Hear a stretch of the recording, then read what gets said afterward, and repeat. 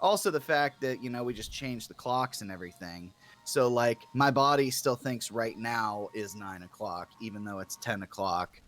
And or no, 11 o'clock. See, I always get so confused. It's such an antiquated idea. Yeah, fall back. So it would be 11, 9, because I woke up at like 8 o'clock this morning. I know a lot of people hate the daylight savings time, and a lot of the world doesn't do it. But for some reason, I think I'm in the minority, but I actually like it. No, I enjoy at least this one. I hate the other one. The other one can suck dicks. The other one sucks, but it makes this one so nice. Like this one, especially with a kid, where you don't get to sleep in, and like, oh man, it's like I know I got an extra hour of sleep. I guess that's true. I didn't think of that. Yeah, it's one because it happens at 2, and I'm like, as long as she doesn't wake up, I'm good to go. Like it's great. Time to get your fix.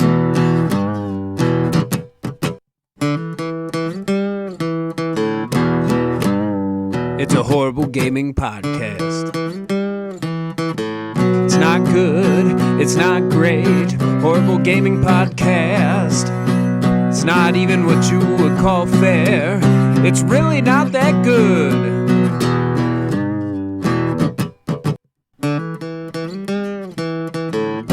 Horrible Gaming Podcast.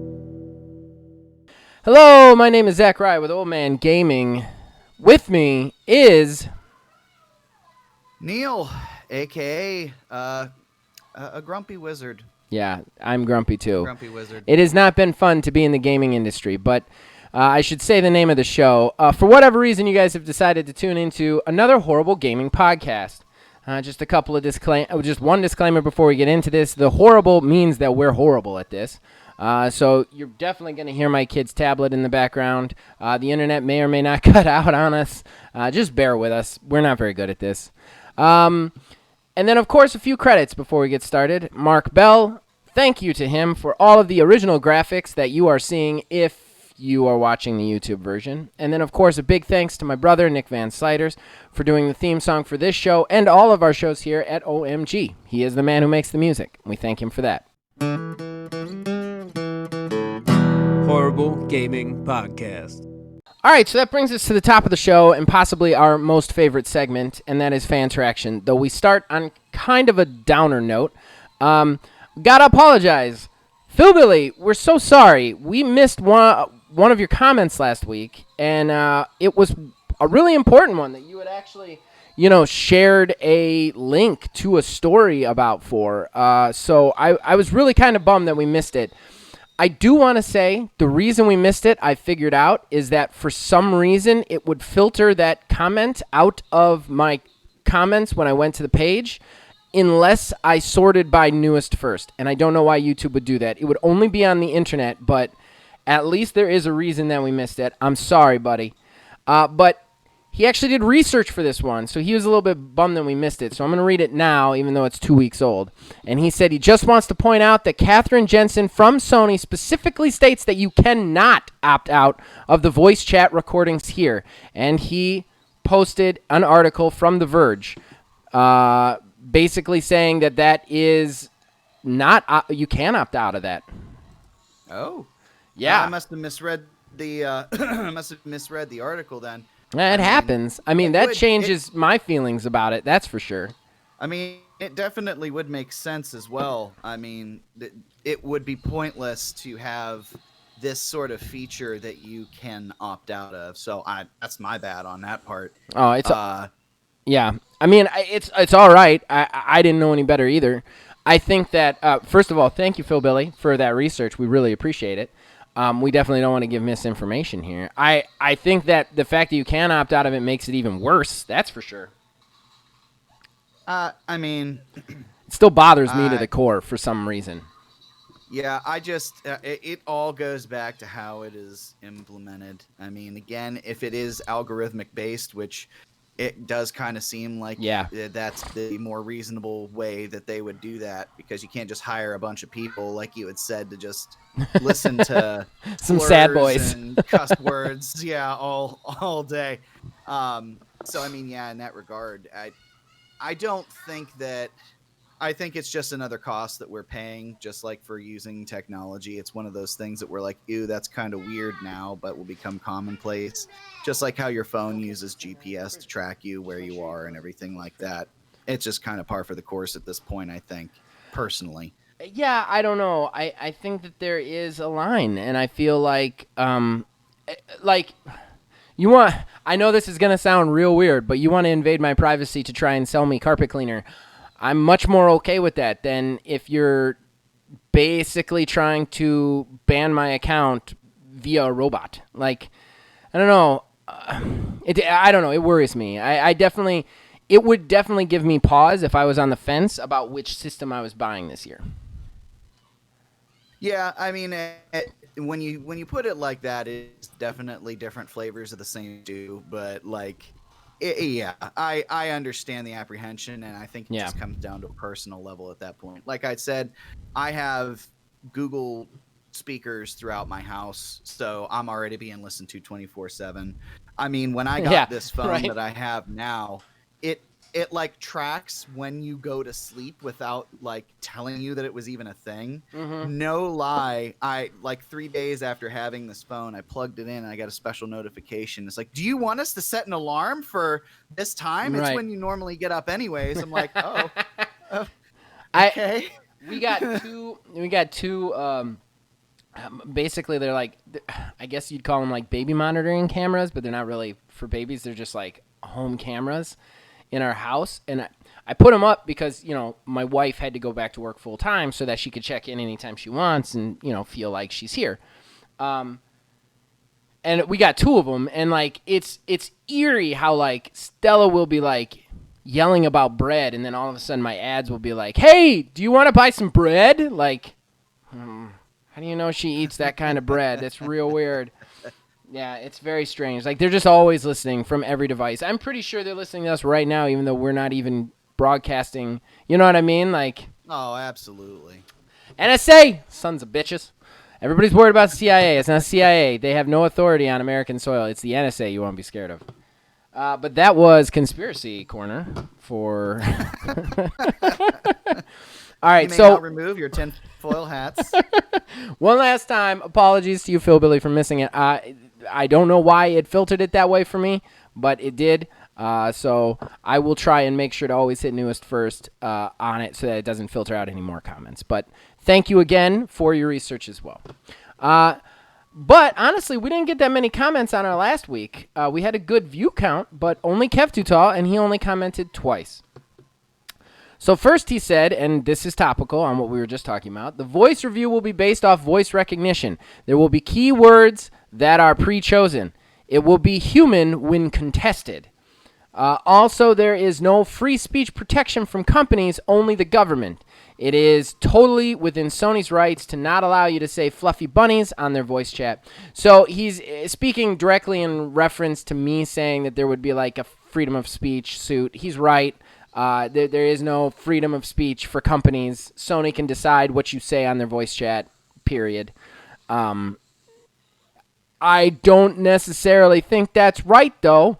I'm going to say that. And I also, the human contested thing, that kind of fits into what YouTube does. YouTube actually doesn't have any moderators, interestingly enough. YouTube basically... Well, at least for like contesting copyright claims, basically all it does is it has an algorithm that finds the copyright claim. And the only reason I'm saying this, I think it's going to be something akin to what I totally forgot to start the stopwatch. Nice. Okay. Yeah, this is going to be a terrible episode. The YouTube thing just finds something that's kind of like whatever it is and says, oh, this is copyrighted. And then if you contest it, basically it sends it to the company that's holding the copyright. So like I actually had to do this because one of my brother's songs sounded apparently one of his riffs sounded slightly like this French rock guitarist from like the 1980s.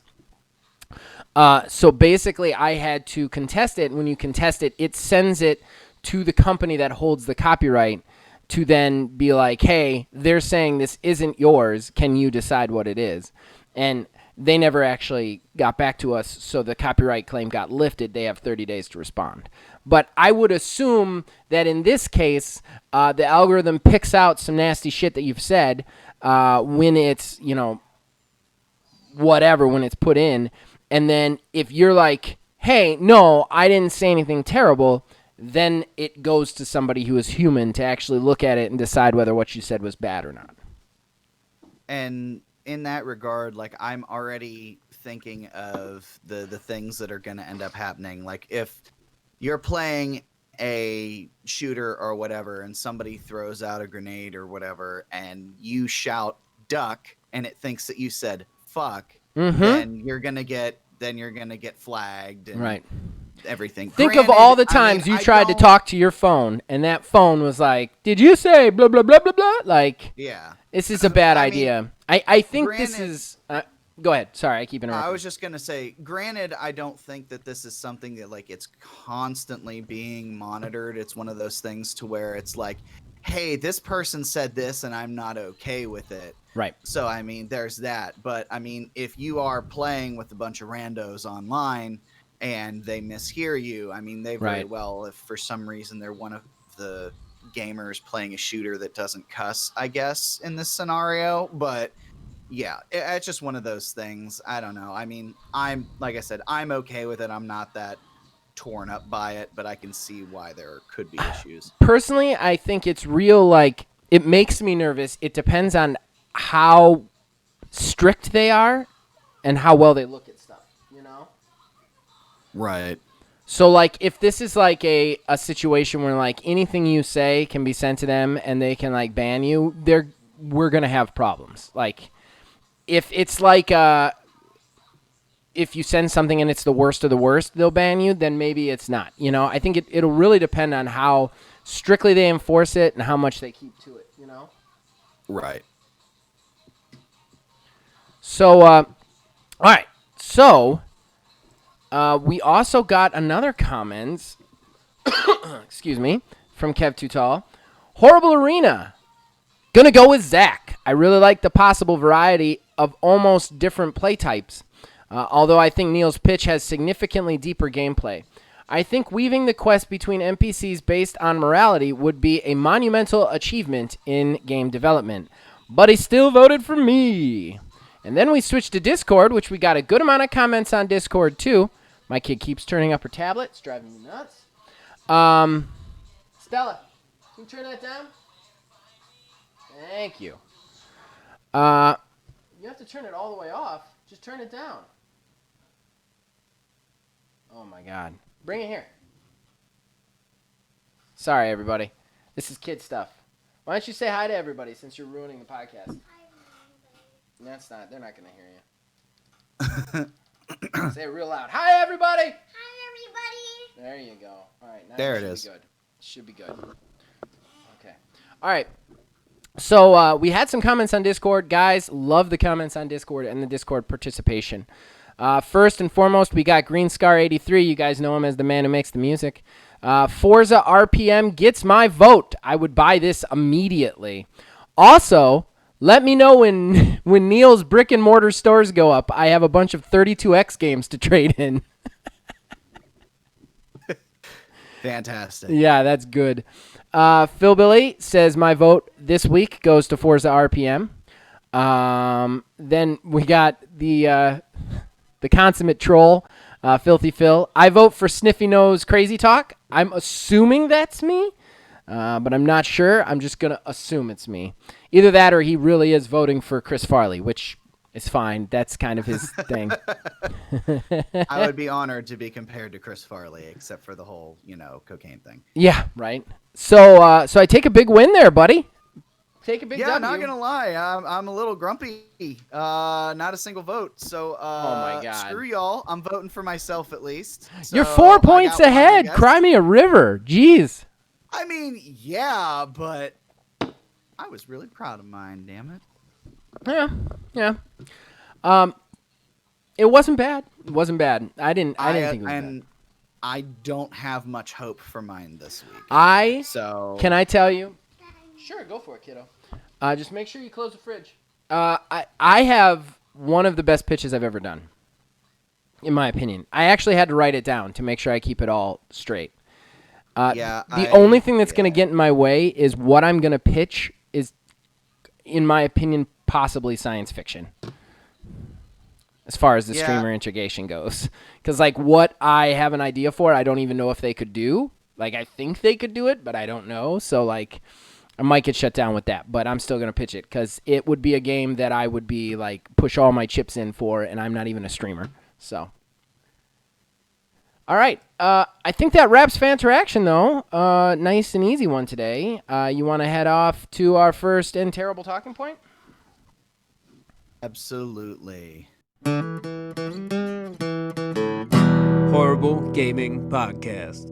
Our first talking point is going to make nobody happy, and it's not going to be happy, and I'm sure I'll get yelled at because I get yelled at every show now, but Cyberpunk 2077 delayed again. It went gold.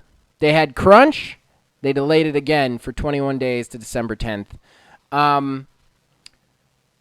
This also sent a ripple effect, which I want to discuss during this talking point as well, because I have now seen 3 games have been delayed just because they don't want to be near Cyberpunk.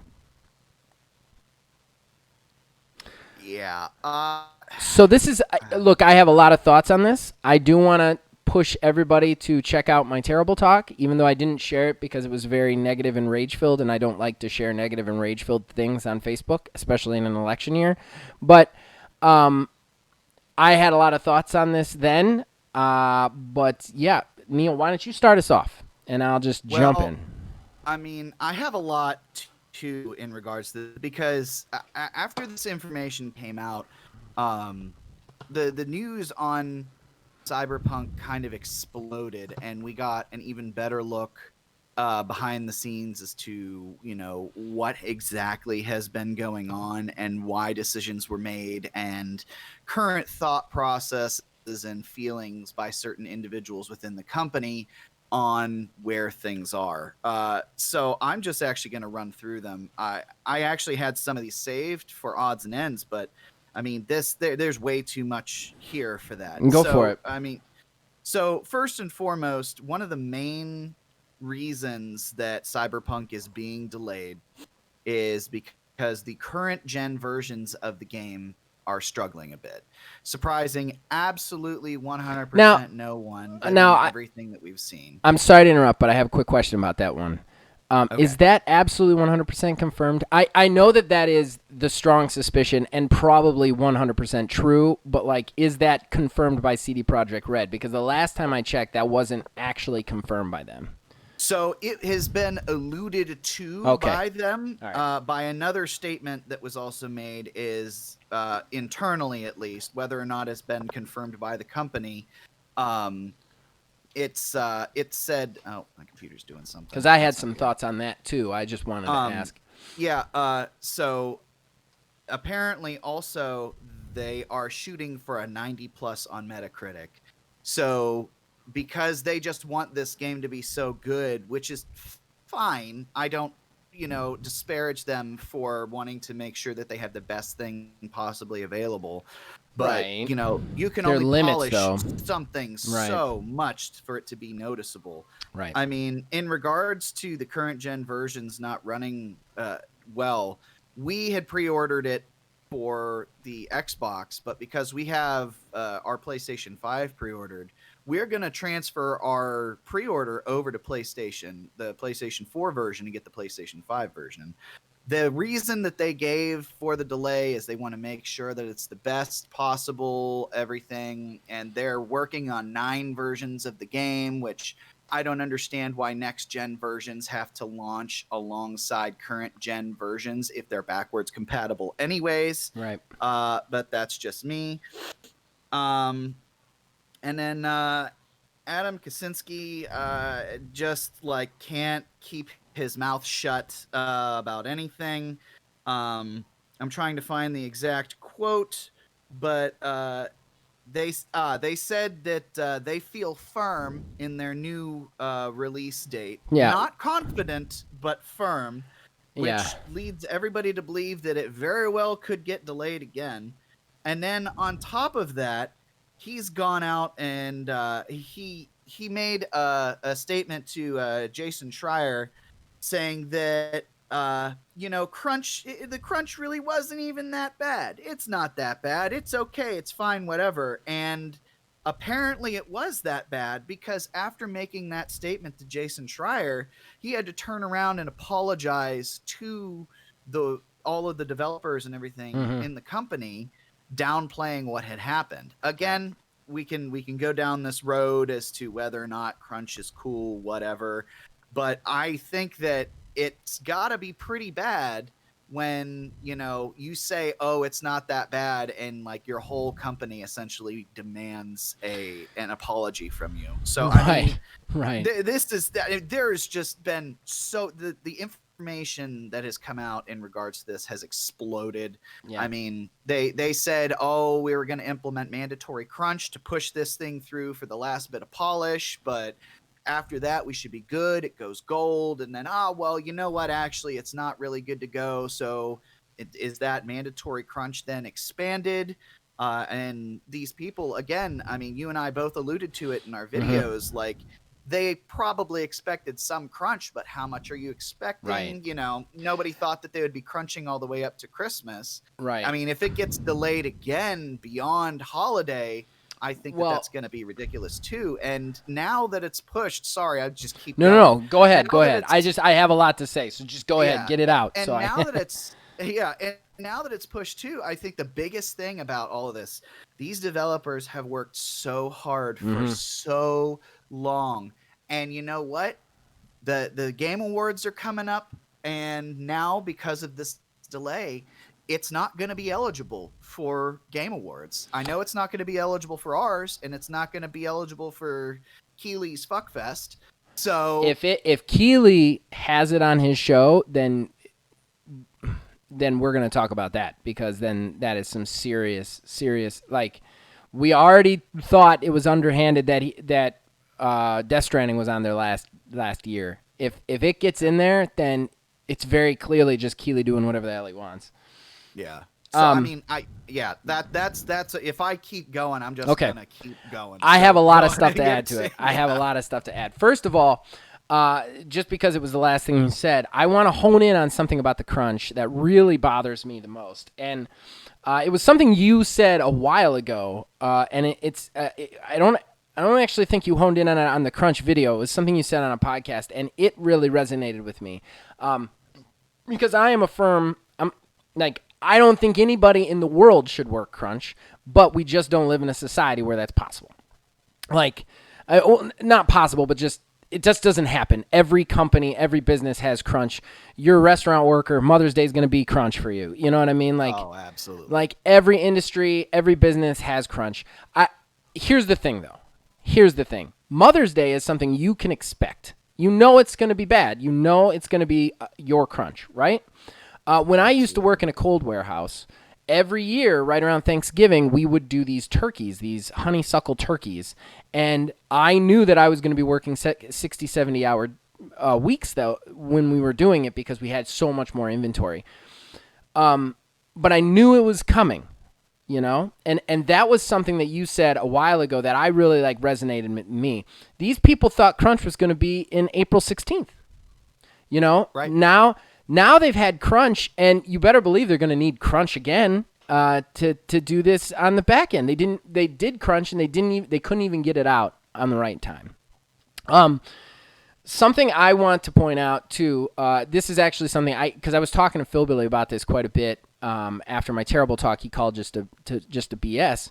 So Phil Billy, if you don't mind, I'm going to quote some things you said. So a lot of this stuff came from Phil Billy. One thing it's not the developers. It's the people at the top who can't get their shit together. This game has been in development for 8 years. And the reason that this game is having such a hard... this game wasn't even meant to be on next gen. You know what I mean?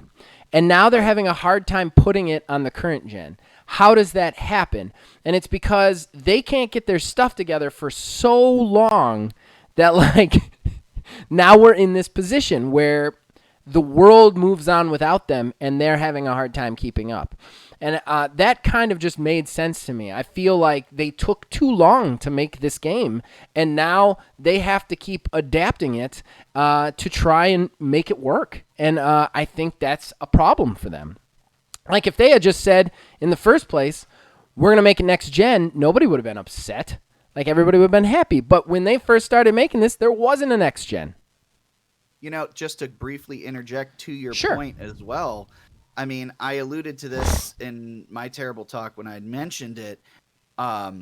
Theoretically, from what we can guess and gather, the development started in 2012. So that's even like during the previous generation before this one, the Xbox 360 and PS3 generation. Yeah. I'm sure they had this current generation in mind, but this development, to put it into that terms, has been an entire console generation. Yep. And that's a problem. I think the other thing is too, the delaying it is becoming a real issue. But before I get into that, I want to say something economical on this, because CD Projekt Red is actually paying for this one. They're the first ones that have really gotten hurt by this. There is a story right now on IGN. Well, that's my phone ringing. Sorry. There is a story right now on IGN. Their stock has gone down by 25% after this delay was announced. Oof. Yeah, that's a big drop. And I don't want anybody to be out of work. I don't want any companies to fail. I don't. But if the people at the top get a little hurt by this money, maybe they'll start shaping up a little bit, because this is just not the way you should run a company. I also want to point something else out about CD Projekt Red, and this is going to sound a little jerkish. I don't mean it to be, but like, I don't understand why CD Projekt Red is revered so much. They have made one really good game. That's it. Witcher 3. Is there anything else that you can say that was just like that level of good? I mean, truthfully, the Witcher series is the only thing that I know of that CDPR Right. has really done. I mean, Right. But these guys could are be other things. But this I company has don't been know. revered like Rockstar. Rockstar has made 10, 12. They've redefined open world games. You know, they've put in the work. CD Projekt Red did Witcher 3, and somehow they are like revered in the industry right now. And I don't understand that. Like, people say their company name with Rockstar, and I'm like, look, I'm not saying they're a bad company. I'm not saying that at all. I am sure that Cyberpunk will at least be good. But like, still, like, where did just that one game was all it took for them? Like, Rockstar, they shouldn't be talked about with Rockstar. Yeah, Rockstar only puts out a game once every like 5-10 years, but they've put out consistently a good game for the last freaking, decade. You know what I mean? Like, every one of their games, that like their main studio games, are amazing. You know? Yeah, I don't know either. I mean, Yeah, I it's weird, appreciate- right? Yeah, like, at least you're with me on that. Like, I don't understand. Like, all of a sudden, everybody's like, CD Projekt Red isn't going to let us down. Why? Why do you know that? They've only made one thing. Like, Yeah, I mean, as I've said before too, like, Cyberpunk is gonna be my first CD Projekt Red game. Right. I mean, I tried playing a little bit of The Witcher 2 and it was free on Xbox, but it wasn't my jam, so I just Well, kind of moved on from it. I didn't like Witcher 2, and I don't know that everybody, like, I know that it's a relatively well-regarded game, but I don't know, it wasn't the hit that Witcher 3 was. And Witcher Right, 3 right. was amazing. I think Witcher 3 is great. I'm never going to finish it, but it is a great game. But like, I don't understand why that one like Supernova game demands that they are just a great company. I don't know that they're a good company. They're not tested in my eyes, and I feel like they're not doing great right now. I mean, I don't know what the development cycle was like for The Witcher 3 because I didn't Right. really follow it Right. well enough. Yeah, to neither did know. I mean, but from what I understand, I mean, Witcher 3 was so content rich, they used that as a blueprint for Cyberpunk and Mhm. actually cut off of it because there was just so much to do, which is Yeah. great, awesome, and wonderful. And if they want to scale it back, that's fine. But at the same time, I mean, granted we don't have our hands on the game yet, but like what's going to be the result of all of that? What is all of this crunch going to push Right. out? I would have loved to have seen the game launch as it is and see exactly what it is that they think is just so terrible, horrible, and Right. bad. I mean, if Right. it's chugging on current gen hardware, like I totally understand pushing it back. I know, like, even when I played Control last year, it was having a time running on my classic Xbox. So Here- I mean, we had the classic Right. the original Xbox One, that is, not Right. classic Xbox. And the thing Um, is my thing is I don't think anybody's gonna think this isn't gonna chug a little bit. You know what I mean? Like I feel like they're trying to make it better than it can be, like that anyone's expecting them to be. Like I don't think anybody with a classic Xbox, at least I'm not, is expecting to play this on classic Xbox and not have it like have some long load times in it. You know what I mean? I also want to just pivot slightly, if that's all right with you. oh yeah, sure. Because there's something that's really bothering me about this Cyberpunk thing, is that it is now actively holding up games, other games that you may want to play. Path of Exile has been pushed back from December. They specifically said they don't want to launch in a month in which Cyberpunk is launching. There was another one, and I can't remember the name, but Outriders, the one that me and Philbilly have been really excited for. Now, they never actually gave a date, which is smart. I've said that in my terrible talk. If you don't give dates, I'm not going to get mad at you. But they said holiday season. They have recently pushed it back. They gave us a date. It's February. And we're like, but their reasoning wasn't like, we don't want to go alongside Cyberpunk. Their reasoning was like, we'd rather launch after the next gen launch, whatever. I kind of feel like it was Cyberpunk, though, because this was announced like 3 days after the Cyberpunk thing changed. Yeah.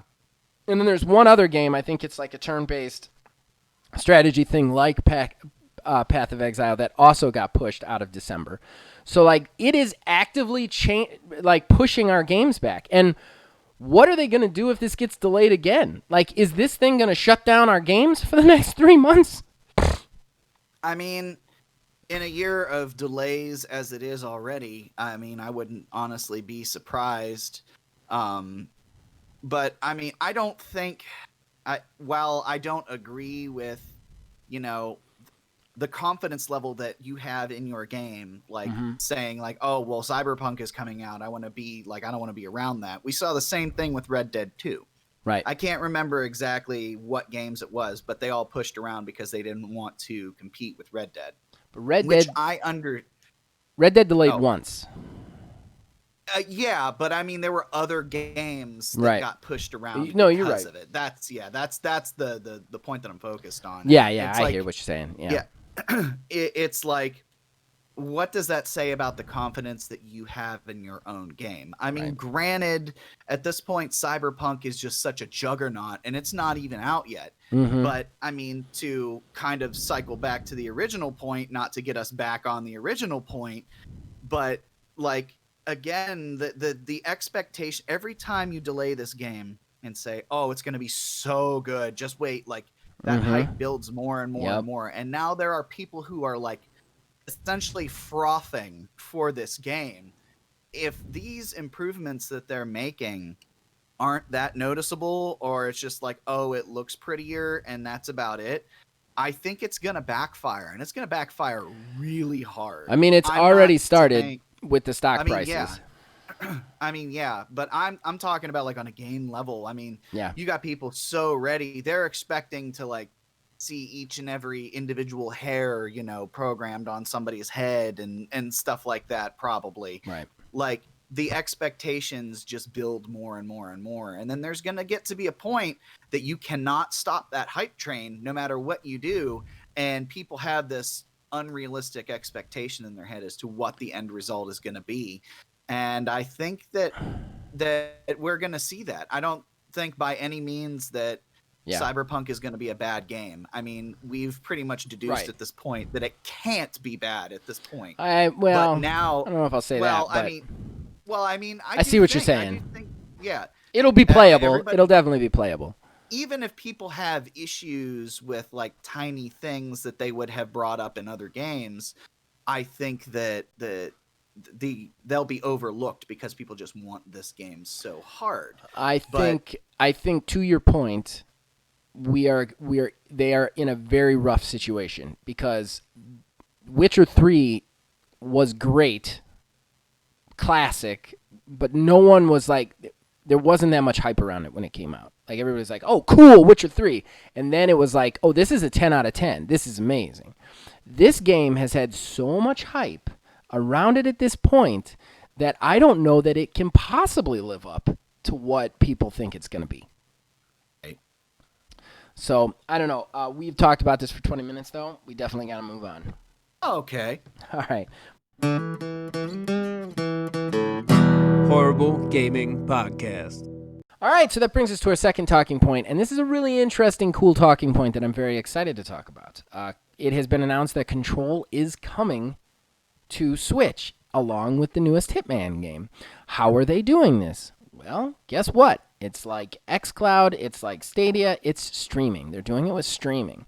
So, Neil, you know a little bit more about this than me. Why don't you start us off? Well, pretty much what it boils down to is when you are going to get these games on the Switch, you basically are downloading a streaming client for that game individually, and it's going to be streamed to your Switch, which definitely solves the Switch's longevity problem. But it kind of opens some other doors as well. I mean, you can get newer AAA titles on your Switch and play them portable, but again, that would rely on you having a persistent data connection. And you won't really own anything either, because I did not get clarification on this, but from how it sounds like it works, they won't necessarily be sold physical copies of the game. So, I mean, they might have physical copies, but from when I saw this article, I did not see anything about physical copies. I could be wrong in that regard. Okay. But I mean, it's cool. It's a great idea. I think that it's going to give the Switch legs, but at the same time, too, eventually there's going to be a point. There's obviously going to be hardware revisions for the Switch eventually. As to when it's going to happen, the quote-unquote Switch Pro model. But, I mean, it opens up the door to be able to play high-end games on your Switch, but again, you're going to be limited by your data connection. I mean, I don't know. What are you feeling about this? Okay, so I think personally, right off the bat, the thing that I like about this is Switch. We've talked about it before. I think Switch is Nintendo's best system. However, it has a longevity issue as the next generation starts to push the barrier for the games. The ports that you're going to get on Switch is just not going to be possible anymore. I mean, it's pretty impressive that they've been able to port what they have been able to port to it, but you're at its limit. So this solves that problem. This gives them a way to give you those AAA experiences on your Switch and portable. So I'm for that. I'm not necessarily for the fact that you don't own them, because that's very Stadia-like, in my opinion. However, you're in a situation where you have an infrastructure to own things. Like, the thing with Stadia is you don't own anything. There's nothing to own other than a little controller, you know? Right. Everything is online and incorporeal. With the Switch, you have stuff you can play that you own. You have things to own. It's the same with the Xbox. You get kind of this, like, I don't know, you have that base of physical, and then it transfers over into the digital, which is the best way to do it, in my opinion. So you've kind of got that. You've got that base.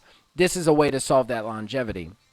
I think, personally, this is going to translate, because there have been rumors about a newer Switch coming out. I think this is their secret weapon. I think that they're going to bring out a new Switch, and that Switch is going to be a little bit more streamlined to do this. Yeah, that could be, but I don't know though. Like, just thinking of it by that token, like, what would be the point in bringing out a hardware revision for a console if you're slowly gonna transition everything to streaming anyways? Because I don't think Nintendo's ever gonna go full streaming. Is the thing. Like, I don't think that that's where they're gonna go because they don't need to. They don't need for their first party stuff. They don't need that to be streaming. They'll never need that to Yeah, be streaming. I Like guess it's true. like Zelda is going to be amazing the way it is. It's never going to need those high end statistics. Same with Mario. Same with all of those, and that's where they make their bread and butter. And they would much rather drive console sales with that, and then give the hardcore players a reason to also have that. Like, think about it if you're a hardcore dad gamer, okay? Like me. Let's say me, okay? I'm buying a game. Let's say my kid's older, and I'm buying a system for my kid to play on, right? My kid, perfect game system for them is the Switch, right? It's got the family-friendly stuff. It's got a little bit more ease of access. It's got the portability. But that's not really going to speak to me, the hardcore dad. Now you have the Switch. You have the ability to play those hardcore games as well as the stuff for the kids. So you get closer to having a one system household on the Switch. I think that's the biggest weakness the Switch has, is that when I have the Xbox upstairs, I can play anything I want on it. I can watch movies, I can do all of that. I can stream everything right from my Xbox. It's an all-in-one console. The Switch's biggest problem is it doesn't have that. It only plays games. It has the portability, which is great, but it only has games. You can't play Netflix on it. You can't do any of that stuff. This gets it closer to that because you're servicing more of your audience. I mean, yeah, I could see that argument. I mean, they can't walk away from physical sales because, and this is something I've hated about them, but they don't look at it like video games. They look at it like toy sales. They approach it like toys. That's how they've always done it. And they want to drive the amiibo sales. They want to drive the merchandise sales. They want to drive the home circuit sales, stuff like that. The physical stuff, that's where they shine.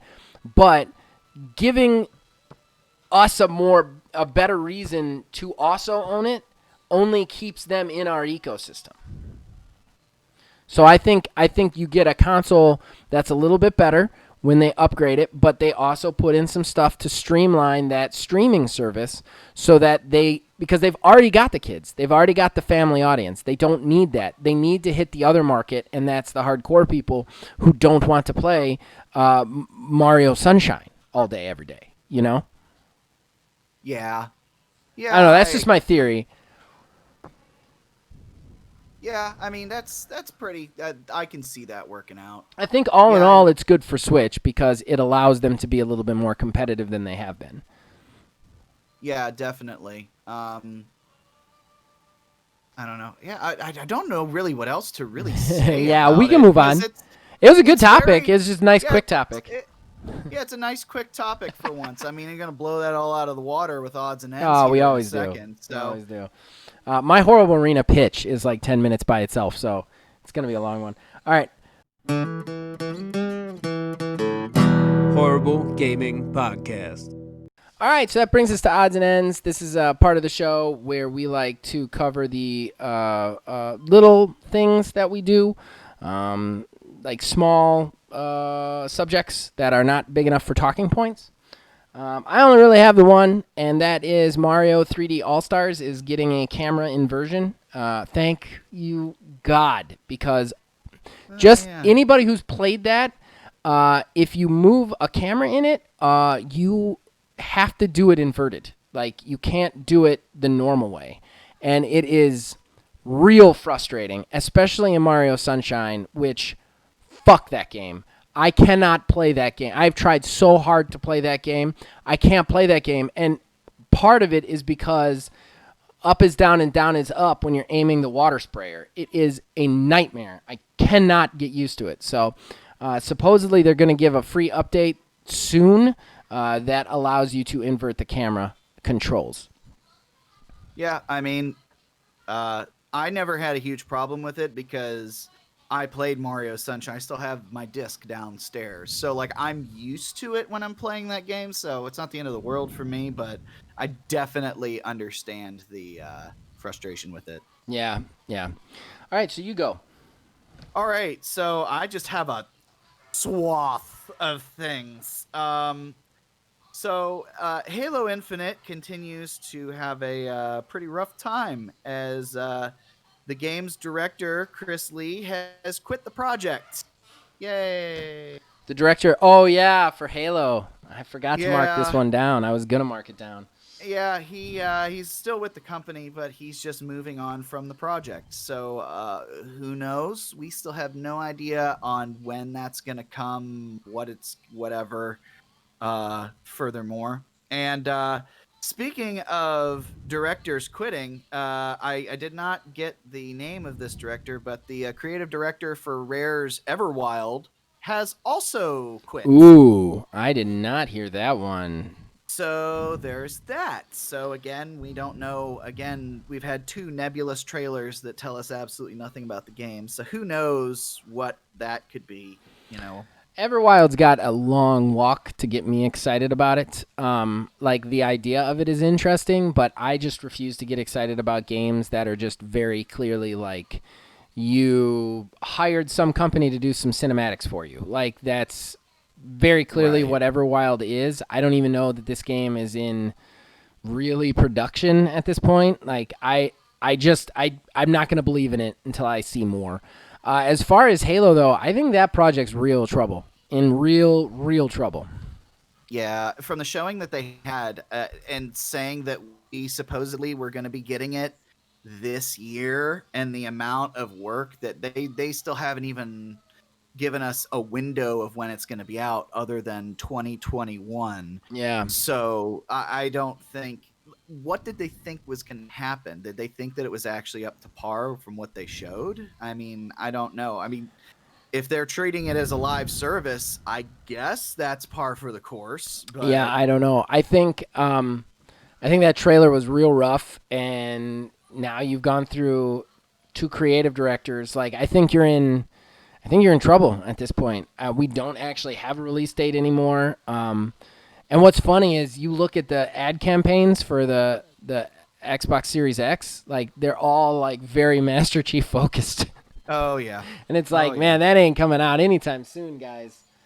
So I think that's a big loss for Xbox, honestly. And I think 343 should really be ashamed of themselves. I know they built an engine, but this has still been way too long. They only build Halo. What have you been doing? Like, this is unacceptable. Right.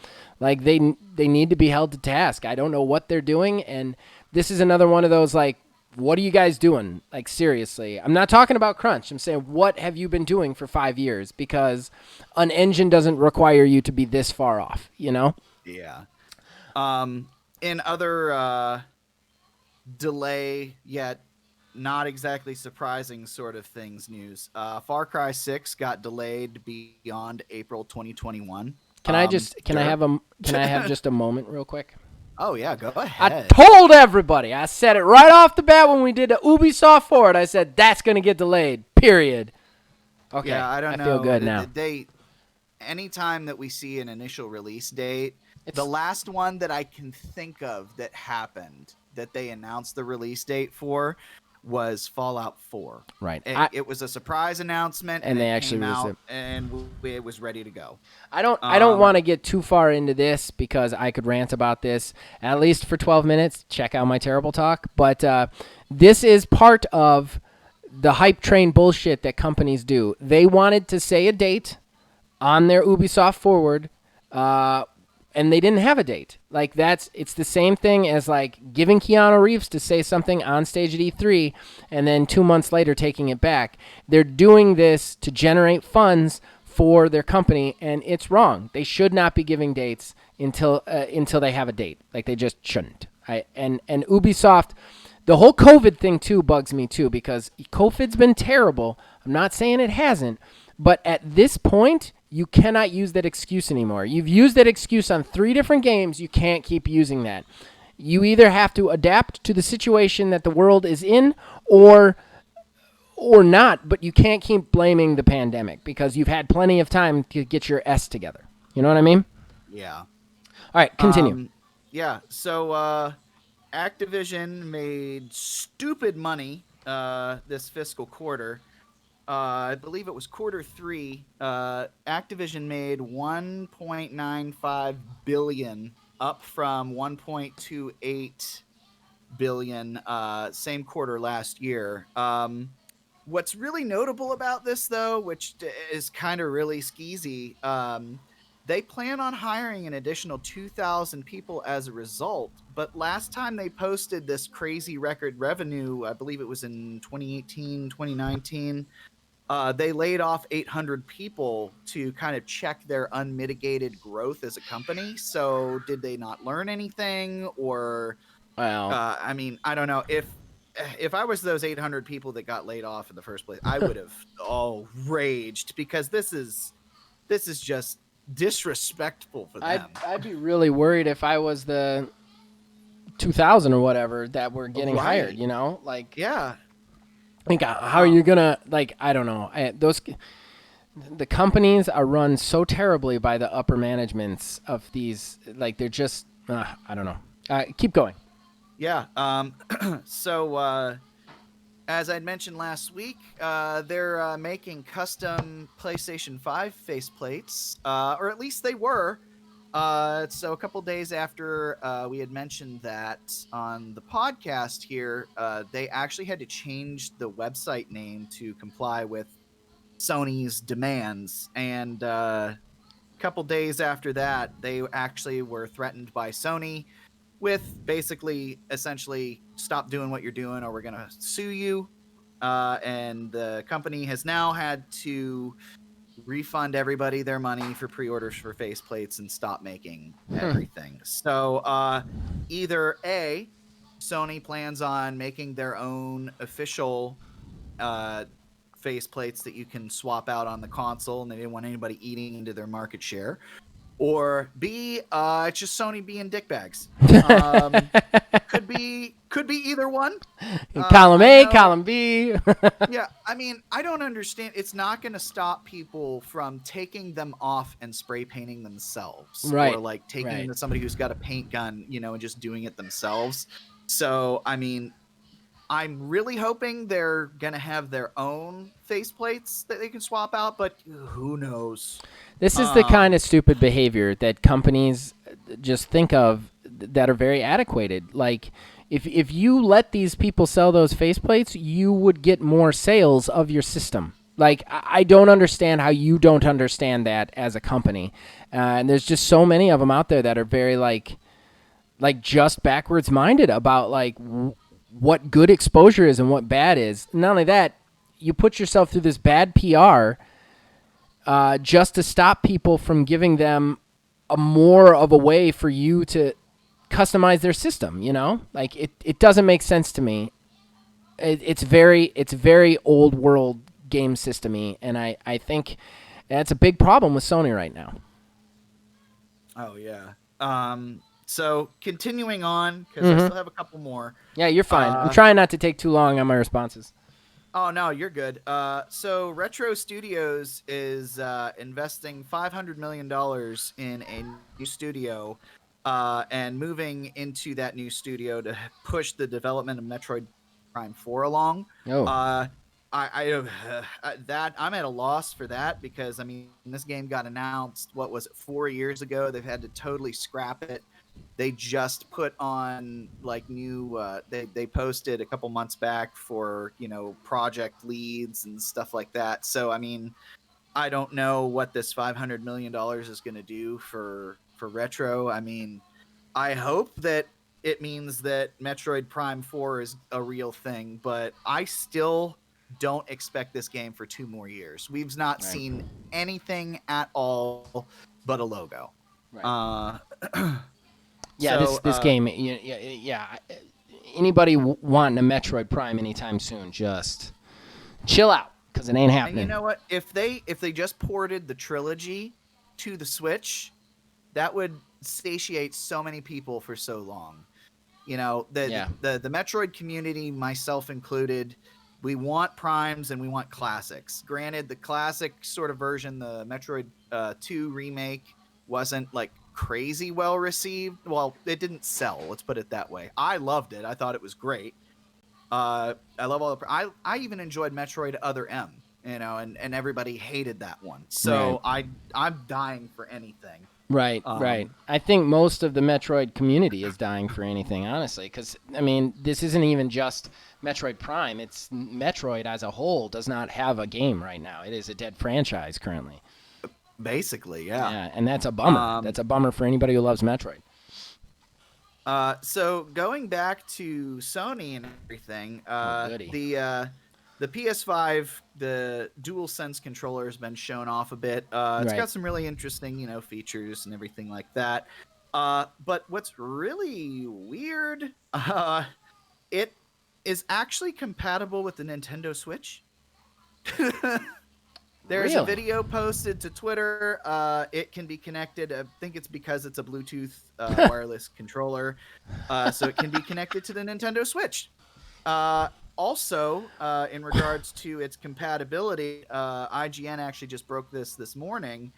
Apparently, the DualSense controller is compatible with the PlayStation 3 as well, but oddly enough, not the PlayStation 4. It doesn't make any sense at all in the realm of anything. This is a big problem for Sony. I've said it before. Sony does not have any streamlining. They've splintered themselves with every iteration of their systems, of their controllers. Like, they make everything so in the moment without thinking about the forwards compatibility or backwards compatibility. It's going to come back to bite them. And now this is just weird. This one is just, it's cool, but so weird, so strange. Real strange. So I only got two more. Oh my God, okay. So Avengers continues to die. Alone in the dark in the corner. So there's been permanent price reductions of in-game purchases, and now the estimates are at roughly 1,000 concurrent players at any given time. They've extended their roadmap. This game only came out in the beginning of September. It's almost 2 months old. I think this is even quicker than Anthem went downhill, is it?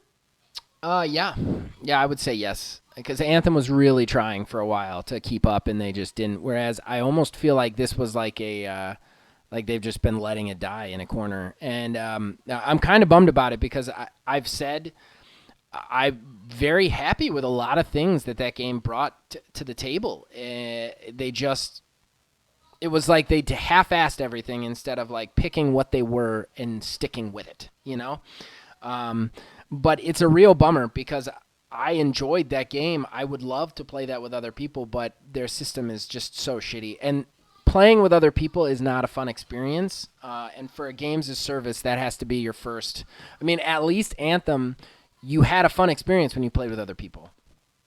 The way they did their fighting system in Anthem with the combos, it was actually a lot of fun to actually play with other people, even when you couldn't hear them or voice chat with them. And I think that's one of the reasons Anthem lasted a little bit longer and is already talking about a resurgence. But Marvel, it doesn't have that. It's just four people next to each other beating up people. Thank you. Put them here. Yeah, I don't know. I'm now really subscribing to the point that you had made a while back, that they've already made their money and they're looking at the long term and just saying like, hey, what's the point in keep doing this? We've at least cut our losses and let's go do something else. Well, we don't have a release date for Kate Bishop. They already put that off. We don't have any sort of release date for it. I feel like it's a real bummer because I think this game could have been amazing with some tweaks, but I think it's a failure. And it is a question of like, did they make enough on this for it not to be a loss and just to move on to another game, or what it is? But this could have been the Marvel Universe game that everybody played. You know what I mean? Like with the way they were doing characters and stuff, this really could have been an awesome thing, and I feel like they botched it. Games as service or not, it could have been an awesome thing, and I feel like they kind of botched this. Yeah, definitely. And that actually kind of segues into my last one. Speaking of botching things, so Microsoft, with their boxes for some games, notably Call of Duty Black Ops Cold War, I don't know what they were thinking when they were doing the cases. The boxes for these games look identical unless you know what you're looking for. Um, so there are two versions of the game that are going to come out, both for the Microsoft version, but the box on one of them says Xbox One at the top, and the other one just says Xbox. It's in the standard green case, like we all know. Everything on it looks the same, with the exception of the one that just says Xbox has a little badge that says Series X in the corner. But basically, how they're presenting it is the one that says Xbox One.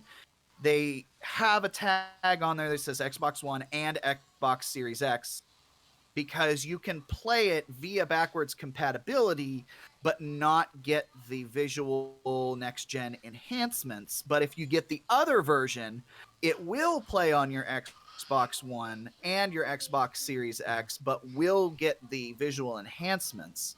But if you do not know basically everything about Microsoft consoles, Right. you're not, if you get the Series X version and try to put it in your Xbox One, you're going to, I believe, not even be able to play it. No, If that's not good. they'll make you pay for it for the updated version. No, that's not good. So I mean, Christmas is going to be a nightmare, because kids always get Call of Duty, and confused parents are going to get the wrong one, because this is, I mean, I am urging anybody who is interested in this story to look up the boxes of these things and look at the differences, because there are zero differences. They don't even have a huge badge on like the front of it says Xbox Series X version, Xbox One version. You just have to know what it is that you're looking for. Well, and Microsoft already got into trouble with all that, like Xbox One X, Xbox One pre-order day stuff, you know? Yeah, especially given some games that have been like reissues, basically, of games for the 360 that will play on the Xbox One via backwards compatibility, also have their own weird little badge on them too. So, I mean, it's going to be interesting to see how this all plays out. It's dumb and weird. How many weird complaints they will get. I do have one more surprise odds and ends, if that's all right. Oh, yeah, go for it. Games industry, stop stealing our ideas. Seriously. And if you... what now? Dude, and if you do, just give us credit. You remember, I think it was either last week or the week before, but we were talking about the Snoop Dogg fridge? Yeah. Yeah, and I said I was the only one who was like, I'd really like it if they gave this to people who didn't have. Oh, yeah. They're doing a the next day. They announced a giveaway for an Xbox fridge. I was like, oh, that's right. Yeah, I saw this one. I saw this one now. Yeah. Like I seriously, I just want some validation to make it like we're not just some like crazy people screaming into the void. I mean, in all reality, I'm sure we are just following, what the reasonable, series of events is going to be with some of these. But I don't care. Right. I don't care. These are our ideas, and we say it first. Right. You say it first if you want it to be your idea. I don't care. Right. All right. So you want to go to Horrible Arena? Yeah, let's go ahead. All right. Horrible Gaming Podcast. That brings us to the end of the show, the main event, the moment you've all been waiting for, the Horrible Arena. What is the Horrible Arena? If you have never watched or listened, well, first of all, watch or listen more. We're wonderful people. We're not really. Second of all, what it is we're wonderful people. The two co-hosts. What are you talking about? I don't know. I don't think I am. We're great people. I think every time I do a show, it becomes more apparent I'm not great. We're solid okay. We're solid okay. Definitely like a 6 out of 10 at least. What it is the two co-hosts will pitch you a game based on pre-existing criteria that we take turns picking or we give our guest the option to choose. Last week, the guest chose, and that was Logan. He chose streamer integration for our subject of our game. At least 7.5. Now, we need to pitch you the company, the title, and the game itself. Then you guys get to go to all the places and pick which one you would spend your hard-earned money on. Now, the quantum coin has been tossed. Neil, you have won it. You get to pitch first. So pitch your game with streamer integration. All right. So, not gonna lie, this one I kind of struggled with because I wanted to make something that could appeal broadly across the board. So, let's just go with it. My project is XCTFL, Extreme Capture the Flag League. Because I didn't have a good name. It's going to be made by Ubisoft strictly because of Hyperscape. I love the idea. I love your shit also because I feel there's been some overlap somewhere. So XCTFL would strive to make esports as a whole more mainstream. The game would be played across the entire globe within a league comprised of roughly 30 teams of 6 players each, divided into 4 separate divisions, and would run a normal season for 6 months with a regular weekly schedule for games. They would be broadcast on Twitch or on other sports channels like ESPN 2 or 3. Hopefully someday, one day, they would strive to be on ESPN. But these teams would all play a game version of Capture the Flag, and it would be specifically made for this esport. The game itself would be primarily a shooter, but would have some melee and magic elements as well, where 2 teams would try to capture the other's flag in a best of 5 games played to 5 points each. However, every time there is a flag captured, the team whose flag was captured gets a Twitch vote where fans can give that team a boost of some sort, be it like a set of weapons, potential buffs, anything benefiting their team as a whole. And anything that would be generated by what the potentials could be. But the players then get to choose as to whether or not they want to immediately use this buff or hold on to it for the next capture, giving them the potential ability to stack buffs and items, but that would only be within that game. It couldn't transfer across all the other games because then, somebody could just sandbag the whole time and then just stack all these buffs and everything and just wreck at the end of it. So then from there, after the winner is decided of a match, the spectators would then also vote on the next map that would be played on with potential hazards that could be there for the next game that is played, letting the fans basically shape what it is that they wanted to see. And then the game would continue again with the next round to 5 points, and then the cycle would continue. Anytime there was a score, the team that was scored against gets the vote, so on and so forth. And it would continue to best of 5 games. And after the season is over, the development team of the game would actually begin patching, playtesting, and updating the game to prepare it for the next season. So rule changes, anything like that, to kind of put it more in line with an actual sport. I think that is what is lacking in esports, is a new, updated, fresh take on things other than just, it's the same, sort of idea, but a different game. So that's my pitch. XCTFL, Extreme Capture the Flag League. I don't think it's terrible. I think it's a really good idea, and that is something that esports needs, is a uniform thing that everybody can watch instead of splintering into the games. So I kind of feel you on that one. I definitely went a completely different way though. So okay, here we go. Well, let's hear it. Okay. Ubisoft is my director as well, though. because they're great at games as service. They also stick with hard projects, and this would be a very hard project. I think the only thing that could possibly disqualify me is what I'm about to pitch might be science fiction, but we'll see. My game is Project Espionage. Now, obviously, the whole idea of streamer integration is tough because, in my opinion, you don't want a game that you don't want the people to be able to make your life a living hell, because then they just drop enemies on you until they die because the trolls think it's funny. At the same time, you want them to have negative influences on your game to make it more challenging.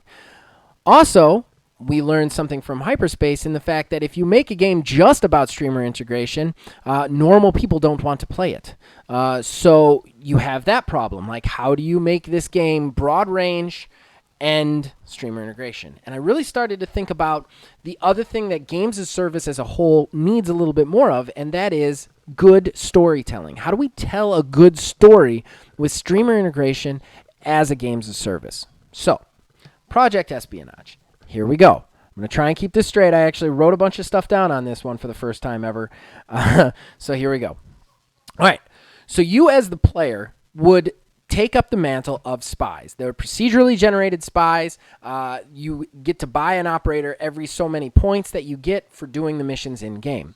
Now, the missions themselves would be procedurally generated, and they would happen in 3 acts, each act having a small objective that you have to do. Maybe it's schmooze people, maybe it's do something else, but the overall whole is the act proceeds you closer to the main mission, which might be an exfiltration or, steal some information, something spy-like. Now, here's where the streamer integration comes in. The NPCs in the world are populated by the people who are occupying your Twitch chat. The game would read the Twitch chat. It would have a small algorithm, something simple, that would create a character based on how that person talks. The amount of characters that get created, because a lot of streamers have a ton of people in their chat, would be dependent on the top chatters. Like, whoever the top chatters are for that mission are the people who get the characters in. So it promotes those people talking to you and being part of the experience.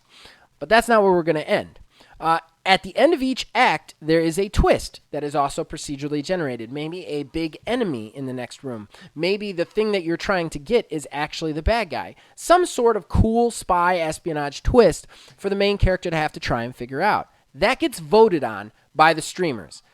The player does not get to see it, but it gets pushed to the chat, and the streamers themselves get to actually vote on it via a poll to actually change the outcome of the story. This way, you get to control how the streamers interact, so it stops the trolls from just dropping dogs on your head. But at the same time, they can also put negative or positive spins on things. Now, what happens then is you will proceed through these 3 acts to do your mission, succeed or fail. Now, if your operative goes down, you get 3 strikes with each operative, and then the operative is dead forever. This is kind of like Showdown the Hunt. They had this, only it was every time you die, which I didn't like because that game's a battle royale, so you died a lot. But you can actually lose your operators permanently. So each time you play, you get this kind of in-the-moment storytelling with your streamers, with your own spy. Now, before the mission starts, the game would procedurally generate out the acts and give you kind of a baseline, your normal spy stuff, like the map, the basic idea of what it is, like if you're going into like a party to smooze somebody or you're going just to kill somebody or whatever. And this allows you, the player, to select the operator and the gadgets loadout for that operator to do whatever it is. So the operator will have specific perks that you might want to use. You might want to use a more combat-oriented operator for an assassination mission. You might want to use somebody charisma-based when you're trying to go into a party and smooth or do a disguise mission or something sneaky. Now, in addition to this, one of the most fun aspects this will kind of take place over the course of like movies. So like your mission, each mission you do will add into a 5 mission overall. So your 3 acts, you complete the mission, you come back. On the 5th mission, it's a finale mission where there is an arch villain who's been behind all the stuff that's happened in the last 4 acts.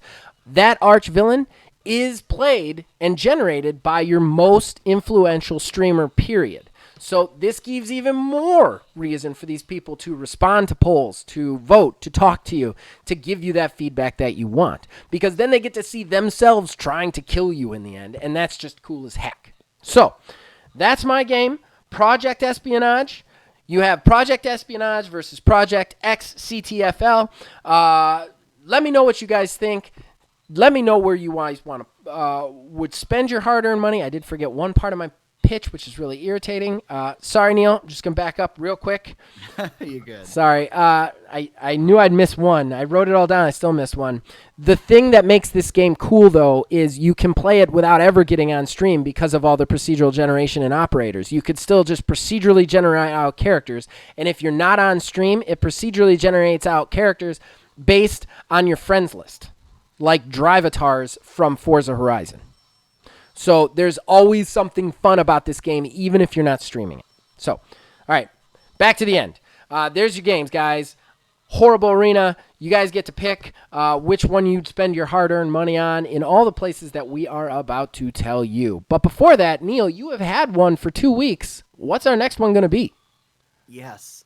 So my next one is going to be Toys to Life. Ooh, okay. Yes, something like Amiibo or something along those lines. So it's not like just a game based off a toy. It's a game based off like toy input. Well, yeah, toy input. So yeah, something like that. Skylanders. Oh, I already have mine. Starlink. It's done. I could pitch it Starlink right now. I'm not going to, but I could pitch it right now. And I'm going to get one vote on it. I promise you that.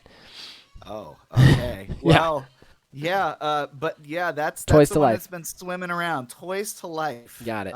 Something that I haven't necessarily gotten myself into yet. But yeah, so that's gonna be that. That's a good one. We've never done that one before.